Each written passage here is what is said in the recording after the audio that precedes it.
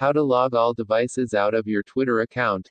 If you're worried someone has access to your Twitter account, or you want to make sure old devices are no longer logged in, you can log every device out of your account at once. Here's how to make that happen.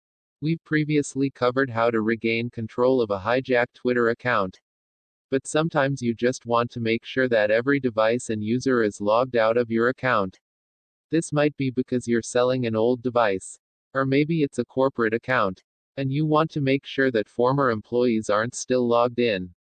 The process is precisely the same whether you are using the Twitter web app or the Twitter mobile app on iPhone, iPad, and Android, with one tiny exception. If you are using the Twitter web app, you need to click on More in the menu on the left-hand side. If you are using the Twitter mobile app, you need to open the Overflow menu located to the left of the main feed. You can do this by tapping on the hamburger menu icon in the top left corner or by swiping right from the left edge of the screen. From here, everything is the same in both the web app and the mobile app. Click or tap on the Settings and Privacy button. Under the Sessions heading, there will be a list of every device with access to your account. Select Log out all other sessions to log all devices out. That's it, you're done.